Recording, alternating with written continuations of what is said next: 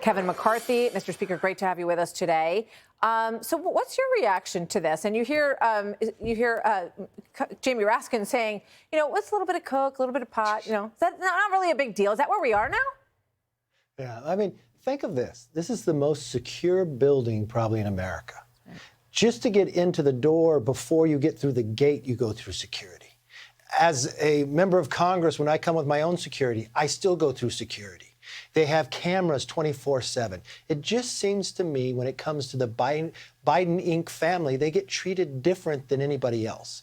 If they can't tell us first where the cocaine was even located, they gave us 3 different locations. You know this location, right by a situation room. Very few people get to go around there. But if they can't tell us who brought it, what else is happening in the White House they can't tell us about? What else is coming into the White House they can't tell me about? That even concerns me more now because the discussions we have in that building, the places that are situations that are being discussed and actually decided upon in that building, people are walking in with cocaine, putting in cubby holes, and you turn around to the American public and say, you don't know when you have all the security in the world?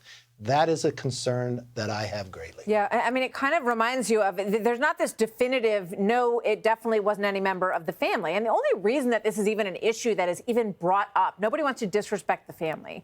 No. But everyone, it's quite clear that there's a history of drug use by one of the prominent members of the family who spends an enormous amount of time there. So these are not questions that are coming from completely left field. But it kind of reminds me of the laptop situation where it wasn't like, oh, it's not his, right? It's just you're not allowed to ask. It's sort of off limits in the asking. As we saw from Karine Jean-Pierre, President Trump, the former president, has weighed in. He said, basically it's just been announced that the investigation of cocaine has ended, despite all the cameras pointing at the scene of the crime and greatest forensics anywhere in the world. They just can't figure it out. He says they know the answer, and so does everyone else. And what we looked into exactly what the canine team provides, 24 hours a day, 7 days a week throughout the entire White House complex. So just, one more final thought on this when you look at those components. You just brought a very good point up. When the Hunter Biden laptop came public, what did the Biden Inc. family do? They used soon-to-be our Secretary of State to go out, call people who have been CIA directors, call people all in the intel community to sign a letter to tell the American public it was false when they personally knew it was true. So it just shows when it comes to the Biden Inc. family, they are treated different than every other American family. Think about this. If you've done something wrong on your taxes, the IRS comes after you. If you're part of the Biden family, they wait 6 years so the statute of limitation goes away and you can take money from Ukraine. You can take money from China and you won't be found guilty. America is tired of this 2-tier system of justice, but it always seems to fall when it comes to the Bidens. They get special treatment, even down to using Department of Justice, using our Intel Committee to pretty much lie to Americans. Americans need to know that their White House is safe and secure. You can't turn the other cheek and simply say, oh, now we don't know where it is when we have dogs, we have cameras, we're supposed to protect the president 24/7. And we can't tell you? Yeah, I think Americans would be a lot more reassured if they heard, of course, this is completely unacceptable. We will find the person who carried this in, and we will make sure that they're held accountable. If it's an outsider, they will never come here again. If it's a contractor, they'll never work here again. I think that's the kind of language that would put people's minds at ease. But I do want to ask you about something that you just touched on, because, we heard from Christopher Wray yesterday, and his overall tone, I would say, is, look, we do an amazing job here at the FBI. And here was his response when he was asked about whether or not the Bidens do get any special treatment in these situations. Watch. Are you protecting the Bidens? Absolutely not. Do you believe that? Do you agree with what Christopher Wray said? Do you think that he's credible with that answer, Speaker? He's not credible with the answer, and I think his whole testimony shows the FBI is actually broken under his leadership. And I'm not talking about the rank-and-file agents who are doing their job every day. Thank you for the work you're doing. But the bureaucracy is broken. Because remember what Wray said even in his testimony here. He wouldn't answer questions. He didn't tell us why the FBI went after Catholics. He wouldn't apologize when the FBI went after parents. He wouldn't wouldn't tell us or apologize for using companies to spy and their data to spy on average Americans. But what's even more importantly, when he knew he had a 1023, a person that he actually still pays to this day an informant that provided him information about the Biden Inc. family, he ignored it. And he didn't pass it on to the IRS that was looking into it.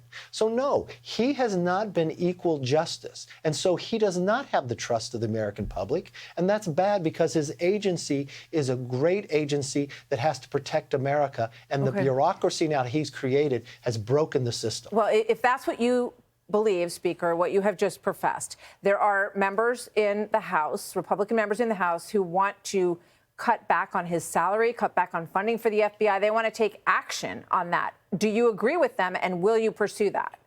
What I think best to do is let's find the answers to all this. But the first thing I will tell you they think we need to do, the whole plan for the FBI is to create a new big Pentagon.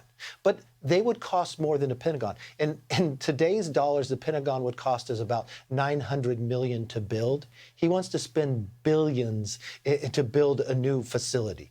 I don't think that's the best structure for the FBI. I was just meeting with frontline FBI agents in California, helping us stop people coming from other countries to come rob Americans. I think more agents out across America instead of some big facility inside Washington, D.C. is not the best structure. So you think the best way to curb the FBI is to sort of disband it, not disband it, that's not the right word, but distribute it more across the country and have different centers of headquarters around the country? Is that what I'm hearing? That's what you're in favor of? But yes, it's almost for any structure. Is it better to have a lot of administrators in teaching or more teachers? Is it better to have more agents across the country stopping crime than a lot of bureaucrats inside Washington trying to spy on the average American, going after Catholics and parents? I think if they are out across the country, our streets would be safer, our communities would be safer, and that's a much better structure. I want to squeeze in one more, if I Yes. may, Speaker, because I brought it up before, and it's just less than 2 hours away. Do you expect that Attorney General Merrick Garland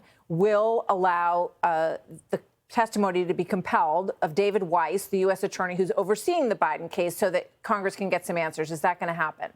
He has to, and it's not for Congress, it's for the American public, because the one thing we have now learned from an IRS whistleblower is someone is lying. And it's either David Weiss or it is Attorney General Garland, not just to the American public, but to Congress as well. And if I was accused and knowing what was written out there right now, I would want to make sure I cleared my name if I didn't lie. But if I lied, maybe I would try to do the exact same thing, say I can't find the cocaine or I can't do this or let the statute of limitations run out.